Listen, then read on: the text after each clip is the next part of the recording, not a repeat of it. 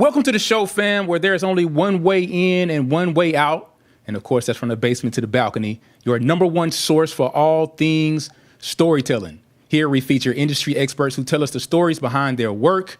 For example, I started stealing quarters from my granddaddy's ashtray, right? Back in the 7th grade. And then that escalated to me stealing money from ATMs several years later. Okay. Through mental health therapy, though, I was able to use that same energy to build a very profitable, legal, legal, profitable business, right? While still fulfilling that same thrill.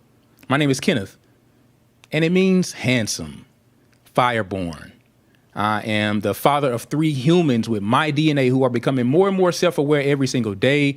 Been an entrepreneur since 2007, full-time since 2015. But more importantly, I'm a 13-time convicted felon. This show here is for entrepreneurs, influencers, and nonprofit heroes who struggle to find the thrill in your story, preventing you from kind of like reaching your audience wherever they may be, right? Remember, everything I do can be done in your business to engage with your audience through social media. You can either do it yourself or get somebody else to do it, right? Or you can pay me to do it for you. But past all that joker right there, listen, let's get to the most important part of the show today, and that's Suzanne Noukahoua. Suze, I like to call her Suze, right? She is a Syrian-American legal advisor, options trader, and she created a clothing line, all from Koblenz, Germany. She spends her life traveling the world, studying multiple languages, and nurturing a career as a researcher and legal advisor. She done sold over 300 books, right? She has led over 1,000 people as an online educator. If that's not impressive, I don't know what is, right? But in addition to all of the hell that COVID brought in 2020, she suffered a sudden and tragic death of her husband. This left her as a single mom to Xavier and Soraya. And I got to spend 19 days with all 3 of these amazing individuals on my first international business trip to Germany. Ladies and gents, my friend and client, Suzanne Noukahoua. Welcome to the show. Thank you, Ken. It's nice to be here with you. You sound mighty like modest and pleasant right now. Like, you know, that ain't how we get down. But thank you for being on the show, right?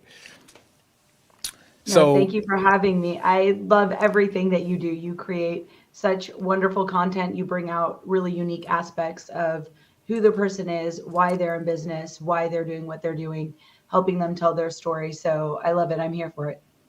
Wow. Thank you for the kind words. And I'm definitely going to cut that and use that for a testimonial, right? Why not? But anywho, when I think of basements and balconies, right, Suze, a few things come to mind.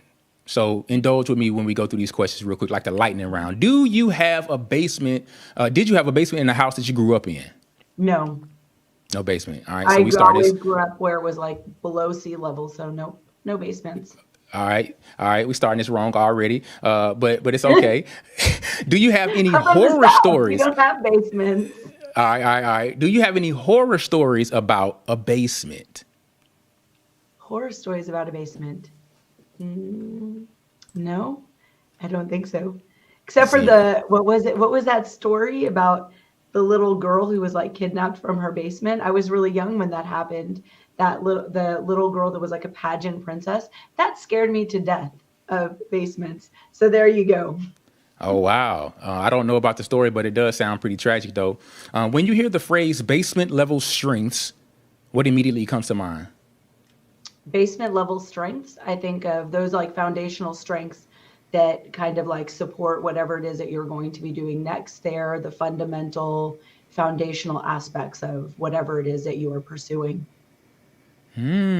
Great answers. I'm loving it. All right. What's the last memory do you have of being on a balcony? Oh, just recently, actually, I was entertaining some friends. We were on a balcony of a beautiful hotel right off the Rhine. And in the evening, we were able to watch the cruise ships go by. And it was just beautiful. You could see the Koblenz castle or palace, I should say, and parliament just like across the Rhine from us. And it was beautiful. So with that same moment in mind, right, what were some of the advantages that you had?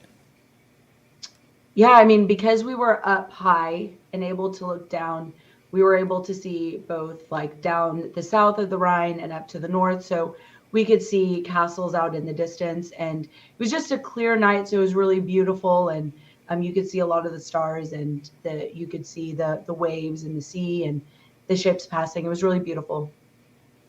That's dope. Thanks for sharing. Last question here for this lightning round there is, can there be a balcony on the ground floor? I think then it would be a porch. I love it. I love it. Thanks for indulging, man. Again, I don't know what's going to come of those questions right there, but something's going to come of it. Something going to manifest from it. So thank you again. So I want to get right to it. Let's talk about your secret sauce. And when I was going through your bio, it just kind of blew my mind. So your secret sauce is trading the Greeks for consistent profitability. All right, taking advantage of volatility and acceleration in price action with low risk, high reward options trading setups. What in the hell does all of this mean? So a lot of people that trade, the fundamental practice that they use is what most people would call like price action trading. So they're looking historically where price had some kind of response, whether it's a lull in the price or a really strong bounce up or bounce off. And then they're trying to capture the momentum of that move.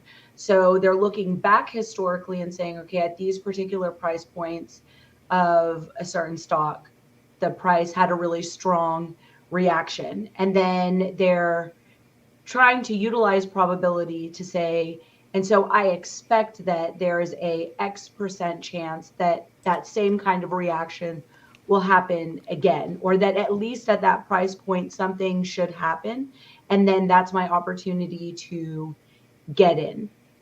But when you trade the Greeks, you are actually trading the contracts that are currently in the market. So it is much more forward facing. And you are basically saying that based on the amount of contracts that are set on this underlying, I am expecting price action to do A and B and C.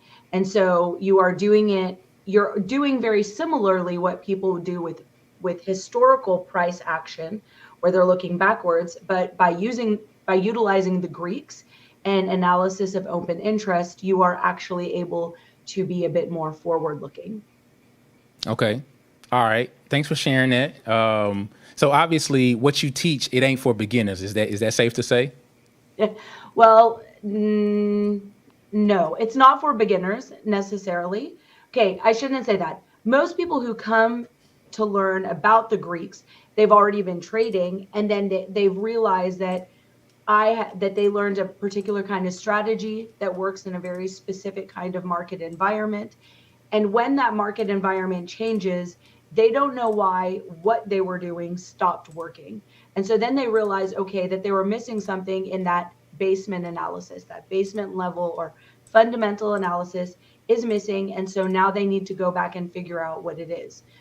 So most of the people that get interested in the Greeks aren't like, oh, this is the first day I've ever traded. This is the first time I've even heard about a stock. What is a stock? Usually they're people that have already been maybe investing. So they might not necessarily be active traders, but at least they've been passive investors. They know what the chart looks like. They have a fundamental understanding of what they're expecting the price to do and what they're expecting their portfolio to do. So it's not necessarily that they're not beginner traders, but at least they would have had some kind of investment experience. All right, cool. Thanks for sharing. So what I hear right now, right, and you might have started trading before me, but we did meet in another organization or another group, or another course or trading, whatever you want to call it.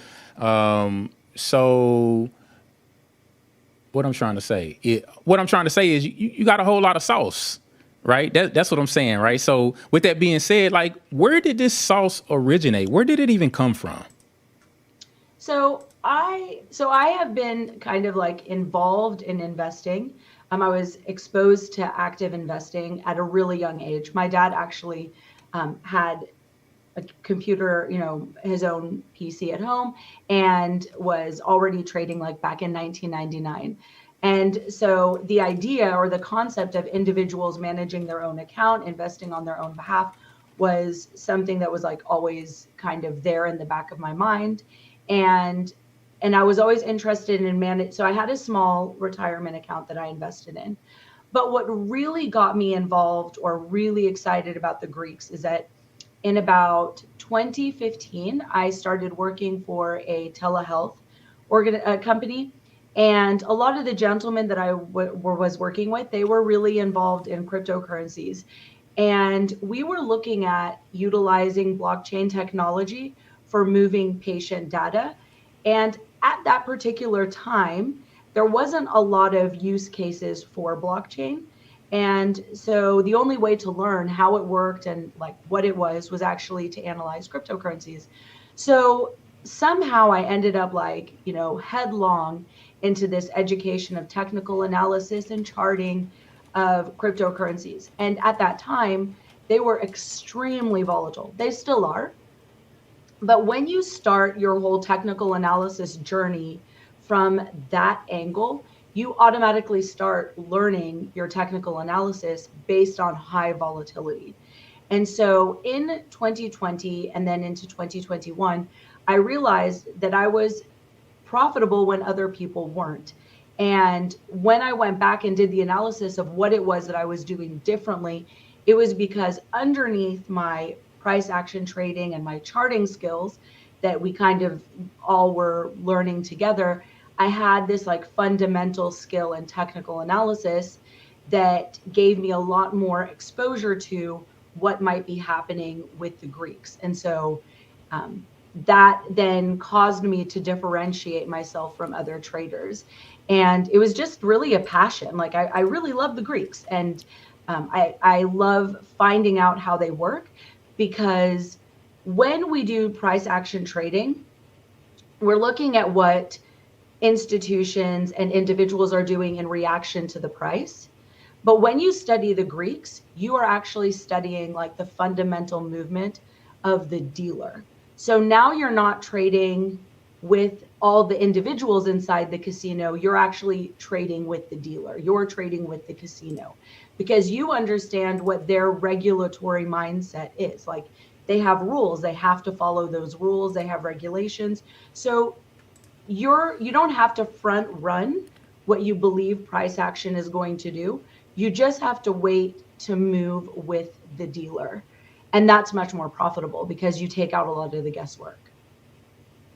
All right, cool. Thanks for sharing. So what I pulled from that was Dad was trading back in 1999. And of course, there was some fellas that was trading at the job, trading crypto at the job he was working on, kind of like was your biggest inspiration or where your sauce really came from. Is that correct? Mm-hmm. Okay, good. Thanks for sharing, because that was my next question. You already answered it, right? Oh, sorry. So no, it was good. It's good. So all right, so we got, your dad and these fellas who was trading crypto as your inspiration, right? But when did you probably answered this question already as well. Like, when did you actually realize that you had the sauce and that was actually working? Yeah, so it was really, my husband's accident was in the beginning of 2020. And everybody always advises you after you've experienced like a very close, like a death of a very close loved one, whether it's a spouse or a parent or a child, don't make any big decisions or make any really big moves in that first year because you're like deeply in the grieving process. So in 2020, I was moving really slowly of getting back into trading, but I knew that I needed to go to trading because I could make money doing it.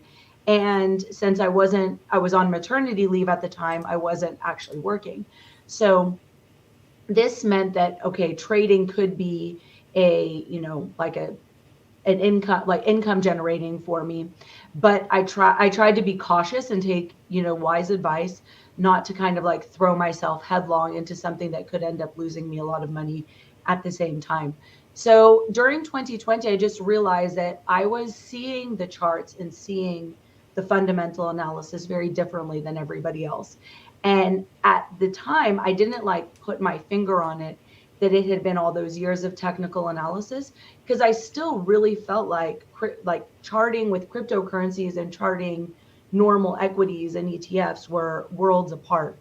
But actually, with the amount of quantitative easing that was going on in the markets during 2020 and 2021, that actually invented a very high volatility environment, which was more like trading cryptocurrencies than trading normal equities back in maybe like the 2008, 9, 10, 11 period. So I realized I don't know that I would have been able to like put my finger on it, like what differentiated me. But really in 2021, it became quite clear that the way that I was structuring my trades and structuring my options contracts were really different than other people. And that was allowing me to be consistently just a little bit more profitable. Okay, that makes sense. Excuse me. Why do you feel like what you do is important to the audience that you serve? Yeah. So being a widow, I think that, so there are two parts of like who I am, let's say.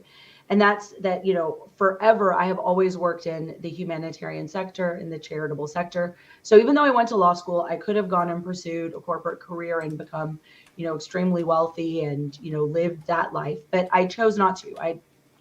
Straight out of law school, I really wanted to go into humanitarian and charitable work. And that's just like the heart of what I love, what gets me out of bed, what I'm passionate about. So to do trading just to make myself a lot of money would never have motivated me. Like eventually that would have been boring and I would have just gone on to do something else with my time, if I was perfectly honest.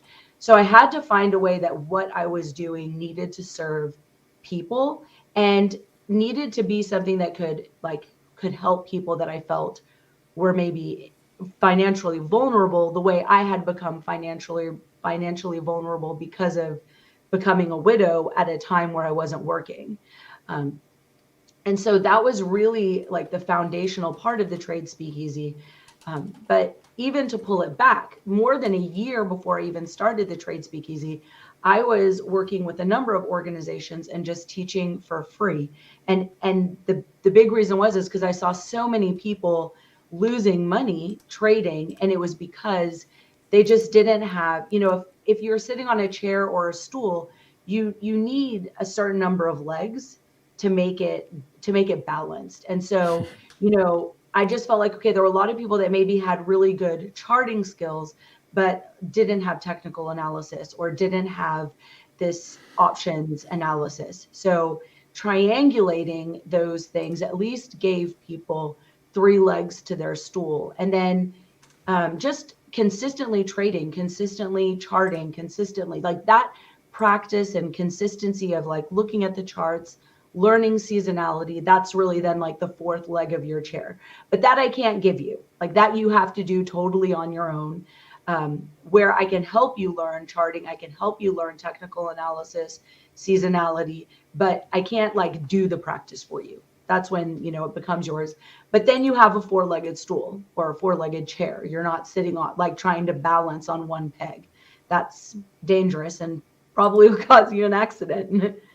No doubt. So briefly, before we go on to the next question, you had mentioned something about being a humanitarian and doing humanitarian and charitable work, which I did not see in the bio. So I want to take a pause and put a pin right there, right? And let's talk. What is this? What is humanitarian and charitable work? What does that mean to you? Yeah. So I am from a like multi-religious family.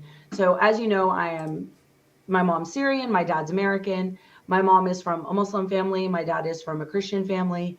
And so technically Muslim women can't marry Christian men. So my parents' marriage was not registerable, let's say. So it was difficult to do things like, I couldn't register in Syria as the child of a Syrian mother. Like if my mom had been my sole custodial parent, I wouldn't have had a birth certificate. I wouldn't have had a social security number. I would have actually just been a stateless person. And so from my birth, this kind of reality that people can live their entire lives quite literally without any legal documentation of their existence. They could live and die without anyone knowing that they were ever a human being.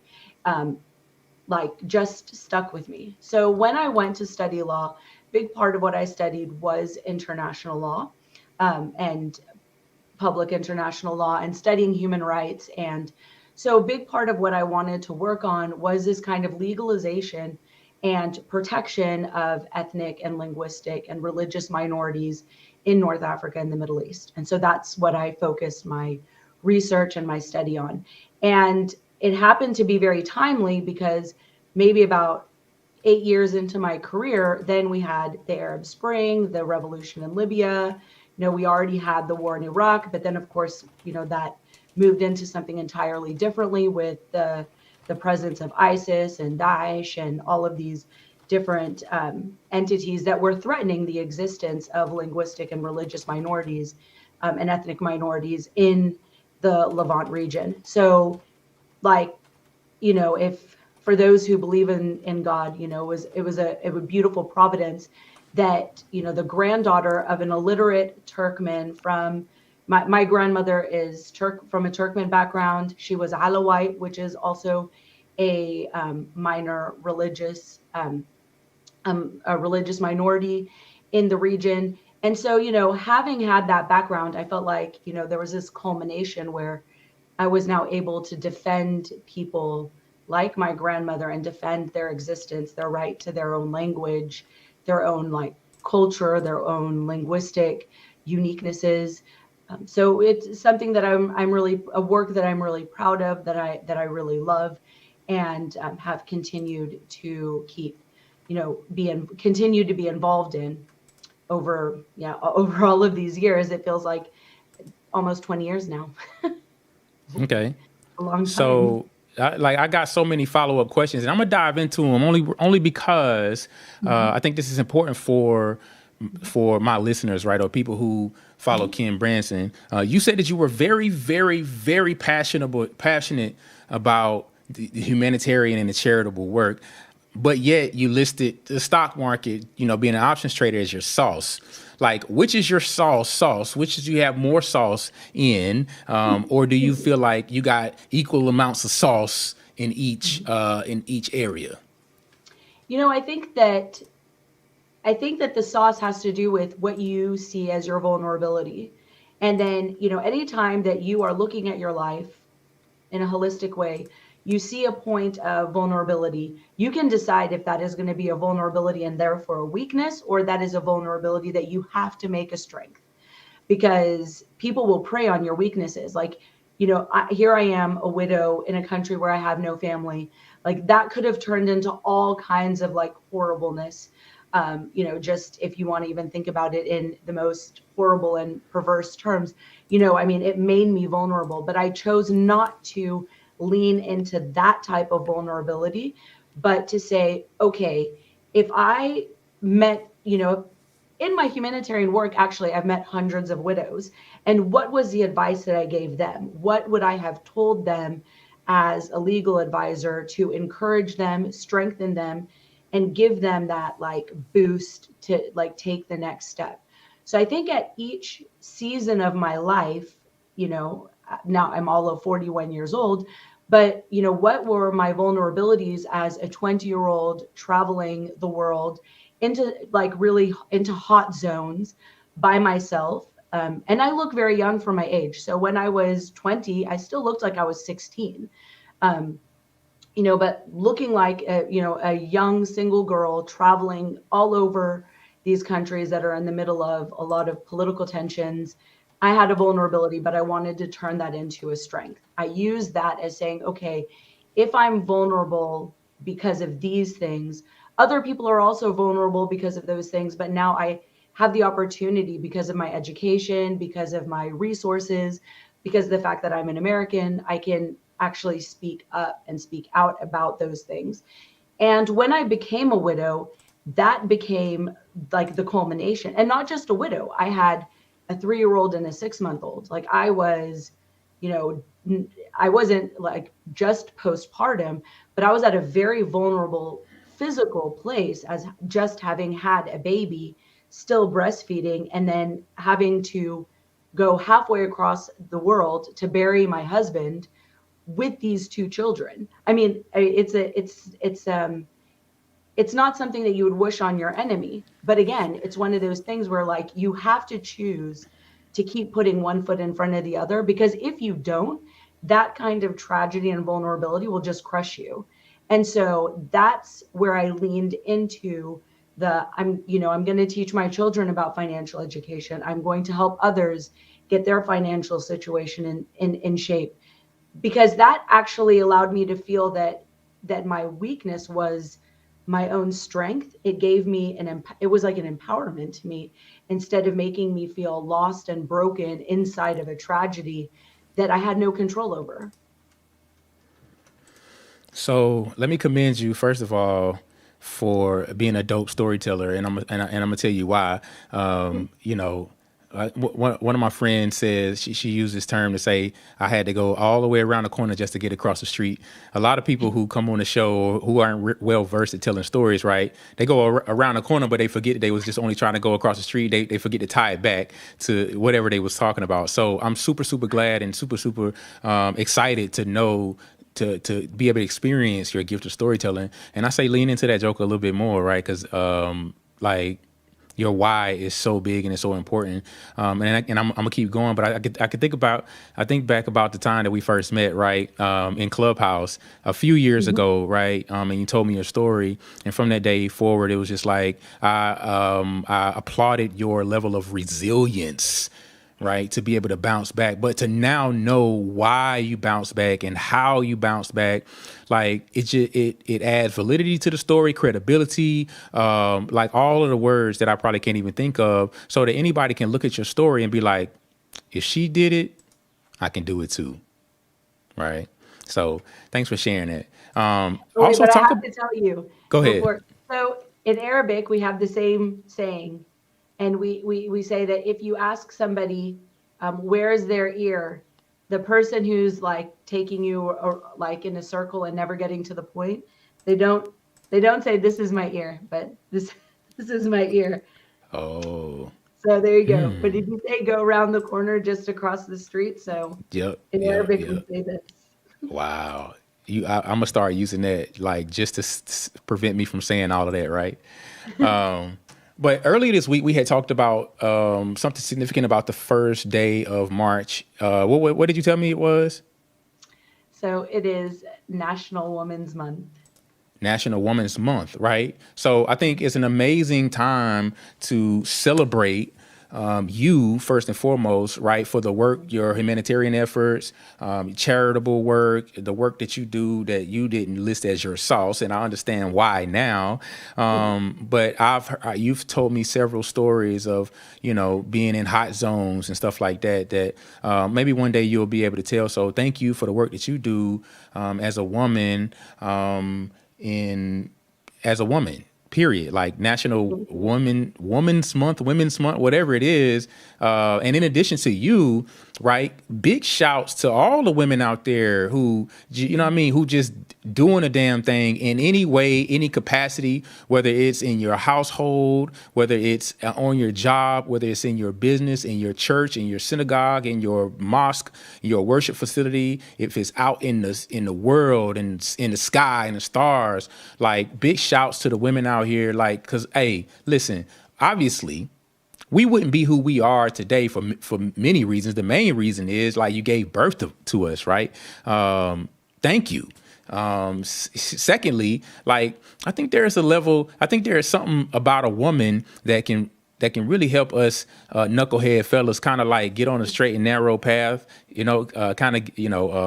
like they say women are better traders, right? And I'm pretty sure you've heard that quote before, stat or whatever it is. But there is something about a woman who can compliment us in a way that can help us all get to the next level. So what did you have to add, Sue, about or talk about the National Women's Month?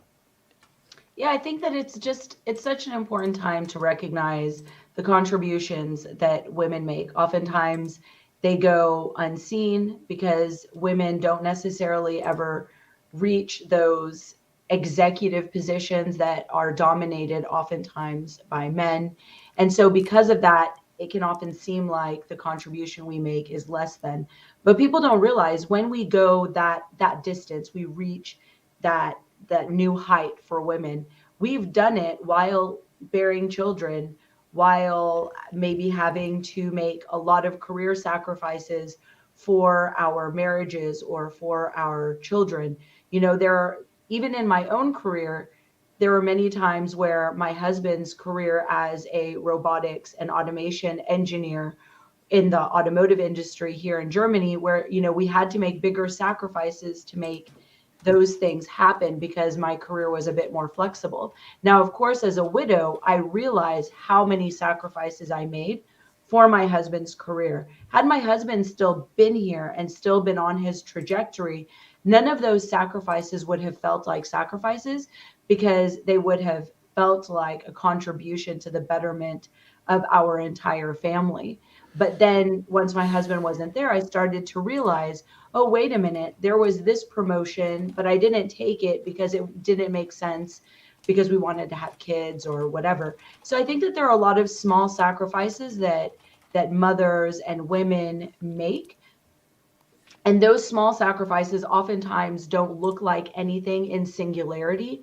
But when you actually put them all together, I think that those sacrifices are actually they're quite large, and they are a big sacrifice from the woman to her family and to her society.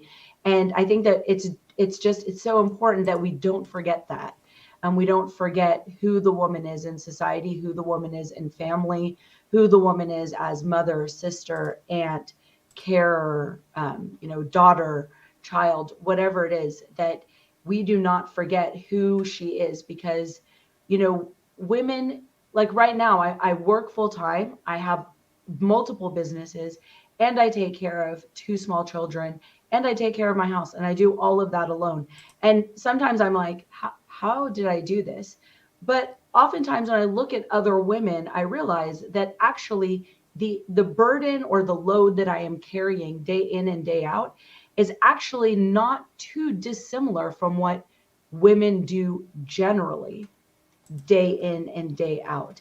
And so maybe now, because I do it all by myself, there's no one to say, well, your husband is helping you, or somebody else is paying the bills for you, or someone else takes the kids to school, even if you have to pick them up. No. I do that all. But when I look at the things my mother did, or my grandmother did, or my aunts did, or the women that I work with do, I'm like, wait a minute, they're also doing all of those things. It's just that I can see it so clearly because no one can take all of those sacrifices and contributions that I make and put them on the back of a man, because there isn't a man. And so seeing what I do, and then realizing most women do the same as what I do, and maybe they get the opportunity to share some of that load. But I think that it's just so important that we recognize the great contributions that women make, even when it's totally behind the scenes and nobody recognizes them. I think that is just often, it is unfair, but it's what happens. And this is a month where, for husbands, brothers, men who are working and have positions of power, this is an imperative time where you need to recognize the women in your life, and especially in your work environment, who may often go totally unseen.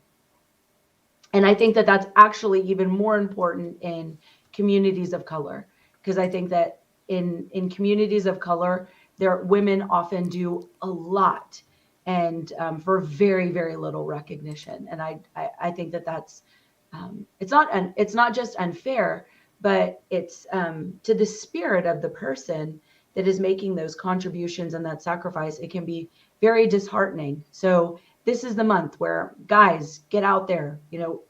It's better to say too many times, you're doing a great job and you're wonderful and we need you and we couldn't do this without you.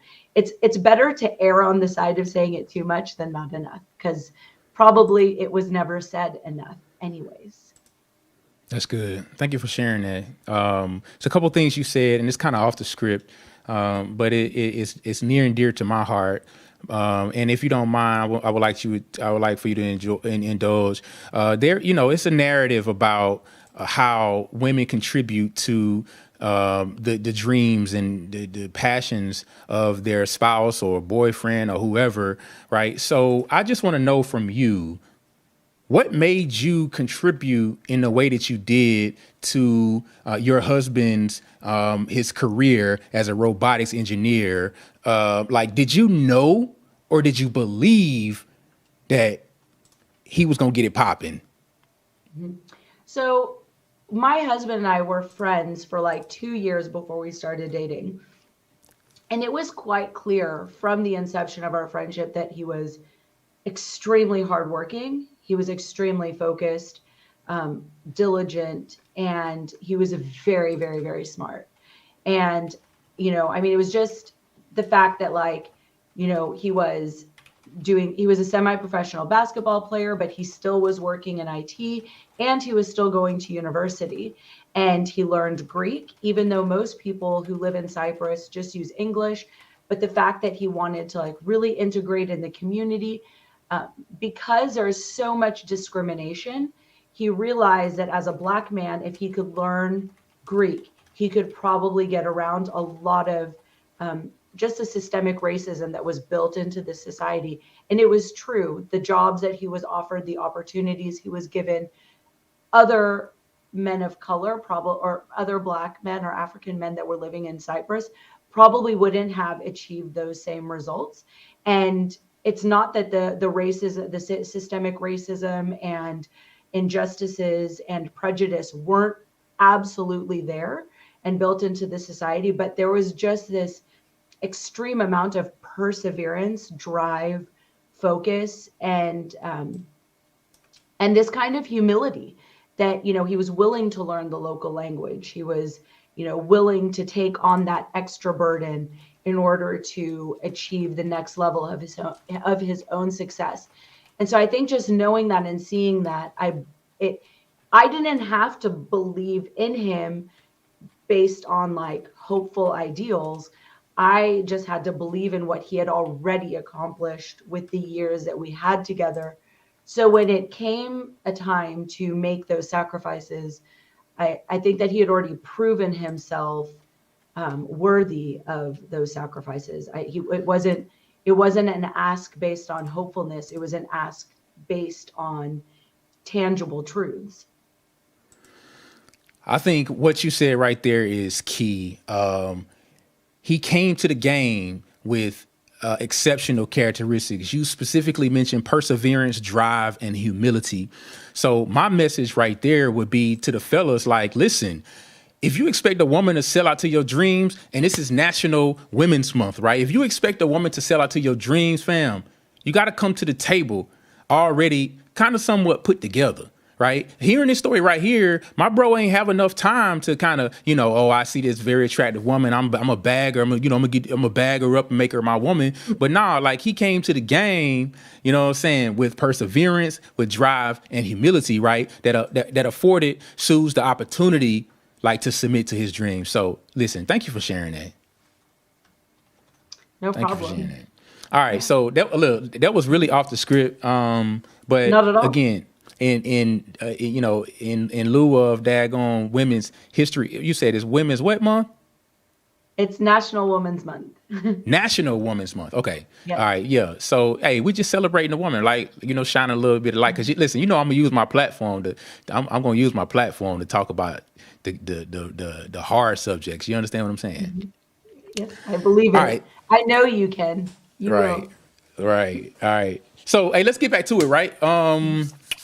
We're talking about communication here. What do you believe, or what do you think people think you do versus, what do you do versus what people think you do? We can either talk about the humanitarian piece or the stock market piece as an options trader. You choose. Let's go with the options trader. Let's go with the options trader since you led with that kind of sauce. Okay. Well, I think that in the background, there's a lot of just consistent education. Like, I think that a lot of people would be surprised how much time I spend learning, um, and researching and learning and going back to what I learned and making sure that the first time around it made sense and that I actually learned it properly. I think that a lot of people, when they think about options trading or they even think of humanitarian service, they're looking at the world through a system. Like, if I do A and B and C, no one will be poor. And if I do A and B and C, I'm going to make X amount of dollars every single day for the rest of my life trading options. Neither of those things are true. You have to consistently be adapting because the markets are always changing, just like the legal landscape is always changing. Like, the macroeconomics for both my legal work and for my options trading, the macroeconomic changes are have huge impacts on what is happening in the markets. I promise you, if I would have told somebody 3 years ago, either in my legal career or in my trading groups, that the bond yield curve or the yield curve or yield spreads were going to be a really important aspect of what markets would do, and what markets do actually changes the day-to-day living wage of the human. So maybe in America, we don't necessarily experience that so broadly, but imagine in third world countries. So, I'm working in countries where if the price of gas doubles, that actually like makes people homeless and go through winter without any heating. And in options, it's the same thing. Like, if all of a sudden bond yields are spiking, you're going to have a terribly bearish market. And if you're only doing long trades, that's not going to make any sense. But I think that if you would have asked people 2 or 3 years ago if anything I was talking about made any sense, people would be like, "That's too difficult, Suzanne. Why are you talking about that?" And and I'm talking about it because it is an important aspect of how integrated the economic environment is, the wider economic and international global macroeconomic. Those details are part and parcel to what it is that we're looking at the charts every single day.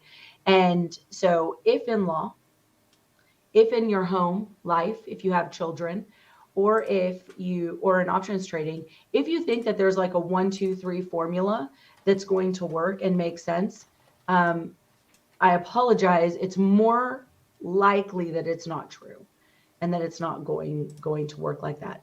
It's just like children; they're all different, right? You can't ever treat every child the same because their personalities are entirely different. So why would we think that those kinds of formulas work in any other environment where you're dealing with people? Charts are still dealing with people. Law is still dealing with people, and the home life is the same thing. It's just the fact that things can often not be boiled down in simplicity as much as people want, without it becoming a bit, like you said, lacking that fundamental or foundational strengths. It's just ideas that don't really make sense in practice. No doubt. Speaking of communication, right? Tell me a story of a time that you communicated an idea in all the wrong ways. Communicated the idea in all the wrong ways.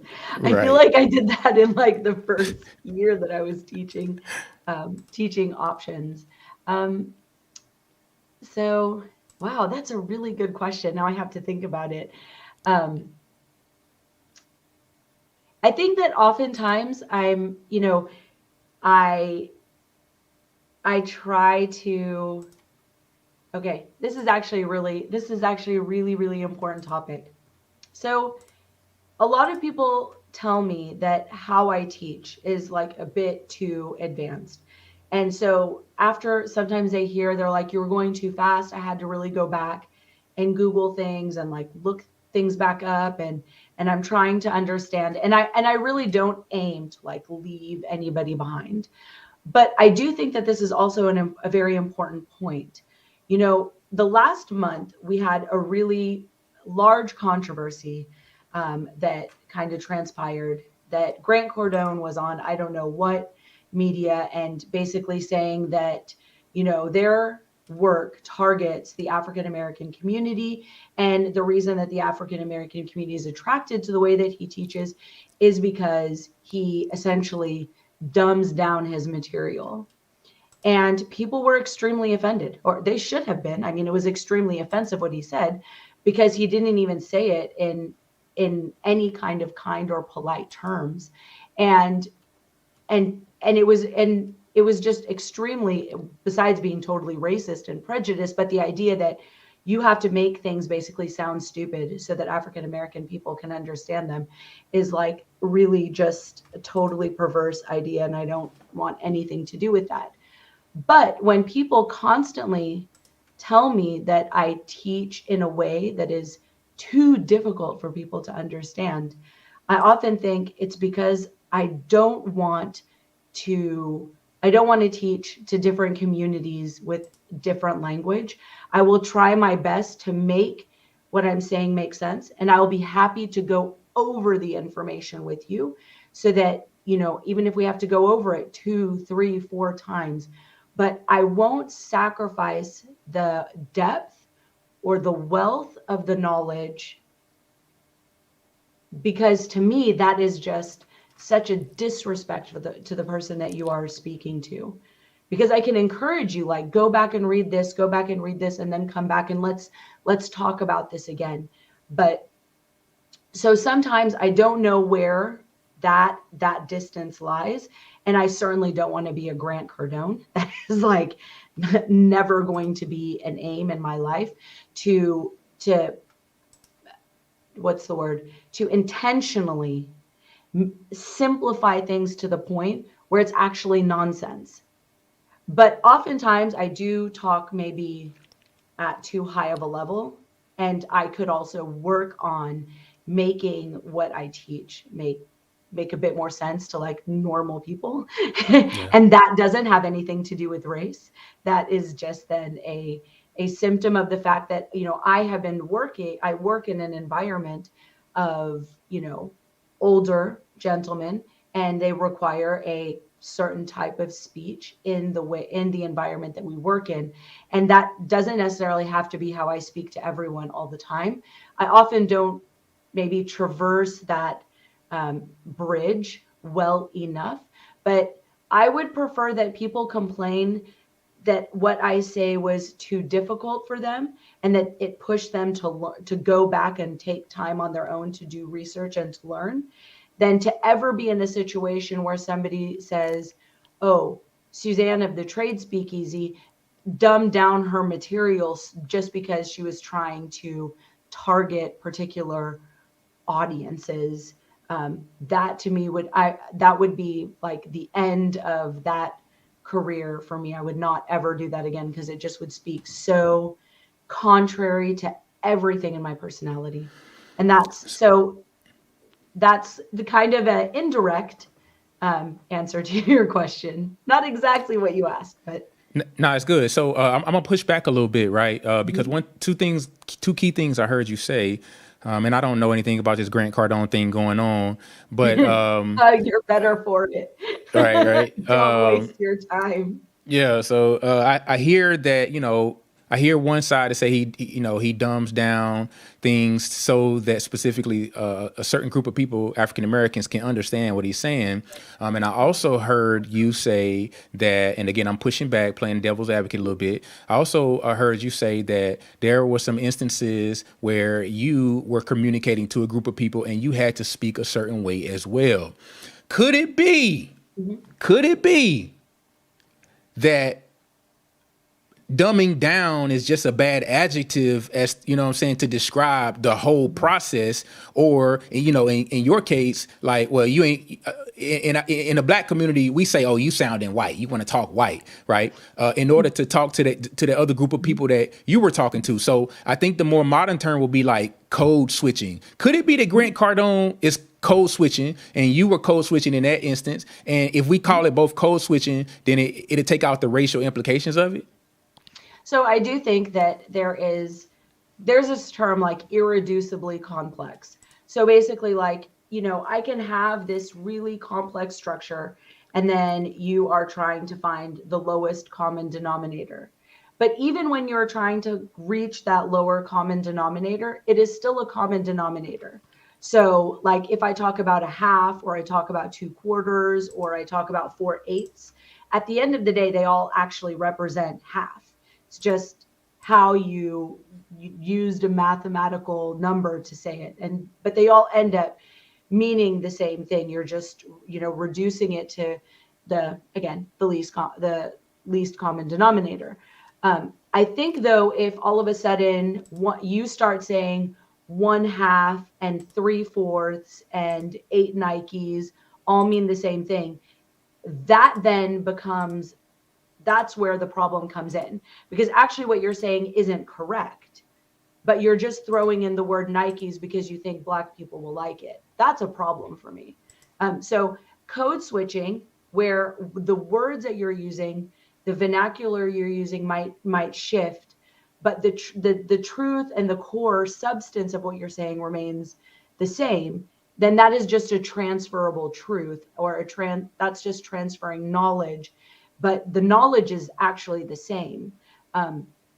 If you start packaging BS in a way that sounds good so that somebody will buy it because they have found a word that connected to them, that's then problematic to me. And so I don't want to be the Kanye to Adidas. That's not how I want to go down in history. Wow. All right. Thanks for sharing that. Again, I don't know nothing about nothing, but let's go to, and we almost done here. I appreciate the extra time to wrap with you, because I know, you 6 hours ahead of East Coast time right now. So it is what it is. Let's jump to it. What is the most memorable, powerful, or impactful story that resides in your brain today? Wow, that is such a good question. So I think that through my life, probably there would have been, many, many, many things that, that would have drawn on, either about my family or, something about my parents. But I think that now, in most recent history, the memory that probably just has stuck with me, it just is so just there in my mind, is, the day that my husband died, one of the most painful things that we had to do is we had to call everyone and tell them that this tragic accident had happened, and to tell my parents, to tell my husband's parents, to tell his brothers and sisters, to tell our family members. That occasion of seeing how tragedy so uniquely strikes different people, and that and the kind of compassion and empathy that is required for each dialogue, that really impacted me, that I could not reveal the truth of what had happened to my parents the same way that I did Yannick's parents, specifically his mom, his other siblings that were not there with us when we found out, and even to have to tell the mother of his daughter, so that she could relay the information to his eldest daughter, that each of those people required a totally different kind of tenderness, totally different kind of means of sharing the information, and then like doing it in a safe way. And till today, it's still like almost, I don't know if haunts me is the right word, but it's still there in my mind. But there is, in everything that we do, whether it's options trading, whether it's humanitarian work, whether it's being a mother, whether it's being whatever it is, the people that you are dealing with are unique in who they are, what their purpose in life is, what they were intended for on this earth, and the type of compassion and and response you have to have with each of those people always has to be like unique and specialized to who they are. Takes another kind of emotional energy and spiritual wisdom to be able to impart delicate truth to people. And finance and money matters. I mean, don't they say that like the leading cause of divorce is money? And so obviously money is an extremely sensitive issue because it talks about your cultural background, how you are raised to think about money, how you as an individual are dealing with money, your character, your integrity, how maybe you and your parents dealt with money, maybe sensitive background relating to issues of, you know, it could be issues of poverty, but even families that have a lot. If the parents are mismanaging money or the parents love money more than the children, all of these things create a very delicate dynamic when it's coming to money. So when you are teaching people how to make money, um, you are touching into a very vulnerable part of who they are and the sensitivities of their past and their current life, and you want to impart wisdom in a way that is sensitive and makes sense. And that's why the whole thing about um, finding that least common denominator is so important to me, because during 2020 and 2021 a lot of financial educators came out of the woods and came out from everywhere, and they were just dumping information on people and giving people a lot of hope. And so they found a way to like reach into the most sensitive aspect of somebody's life and then start playing games in those tender spaces, and then giving them information that maybe makes sense in one box but doesn't make sense in the entire box of macroeconomics. And so not only were people in a very vulnerable state of potentially not having work or not knowing if they'd have work or being unwell. A lot of people struggled with mental and physical health issues during that whole pandemic and quarantining. And so then to give people this weird false sense of hope that maybe had a seed of truth but was like wrapped up in like this kind of otherworldly nonsense. I think it was very confusing to people and then took people from a very confusing point in their life of quarantine and corona and blah, blah, blah, and then just exacerbated so many underlying issues that were already there. So the memory of finding out that my husband died, I got a call from the US embassy telling me that my husband's like passport was there, and I passed the phone to my sister, and accidentally my sister-in-law hears the news that my husband had died and I didn't hear it. And so of course I see the misery just like come over her face, and then she's just staring at me like, he's dead, he's dead, he's dead. He's like total confusion because the gentleman on the phone had been warming me up to tell me the bad news. But she was completely unprepared because I just passed her the phone at the wrong moment. And then us having then to be that person to 20 something other people and to pass that news required, even though we were tortured, we were not, we had just heard the news ourselves, but now we have to like dig into our soul and offer love and compassion and tenderness in the most miserable moments of our own lives.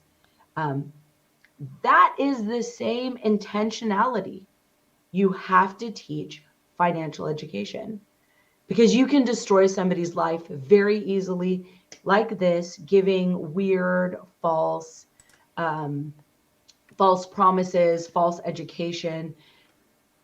And I don't know what the motivation is. I don't want to speak to anybody's motivation. Maybe their motivation is good or bad, but at the end it doesn't really matter what the intention was, because you might actually be destroying people's lives.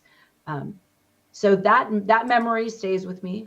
In a way, it still haunts me.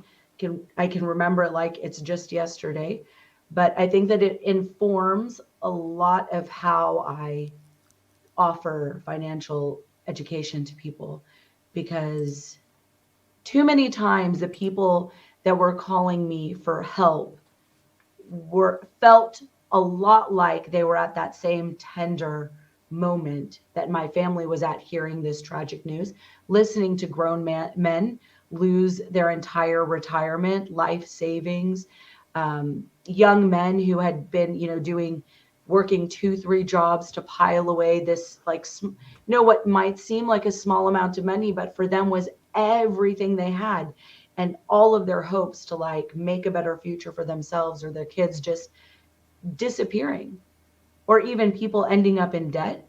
The number of people that went out and borrowed money with PPP loans or whatever those are called, and went out to try and trade that into the market, only then to lose that and then have this debt that now they have to service. Hearing that burden in people's voice, it's, for me, it touches you in a very sobering way, which was not unlike having that news of my husband's passing. So I think that that's the memory that sticks with me.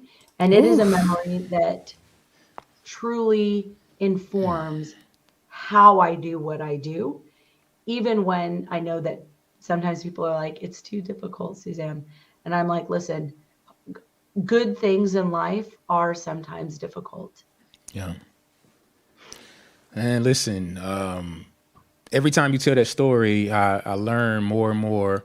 And I don't think it was a more fitting time to share it than National Women's Month, right? I think about the resilience that was necessary for you to make those phone calls to the 20 other individuals. In my mind, it's, during a time where you needed somebody by your side, like you had just, lost your everything, but you had to be the one to be strong for everybody while, you were just damaged to the core, right? So it couldn't have been a better time or better timing to share that moment of resilience, man, that you had to go through. So I definitely appreciate it. Thank you for sharing that. Any closing thoughts you got for the people?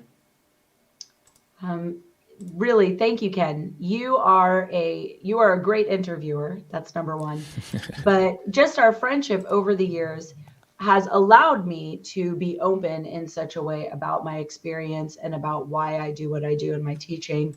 And I think that for many of the people who are sitting on the opposite side of you, listening to you and responding to your questions, just your genuine, authentic desire to hear about the stories and of people's lives and how they kind of tie together to this culmination of who they are and what they're doing and why they're doing it. It's really beautiful. And I love the sentiment of the work that you are doing. And I'm glad that you are doing it, that you are taking the time to pursue this, this passion and to put it out there for people. So, as your friend, I am just excited to be a part of this spectacular piece in your journey, as you have been in my own.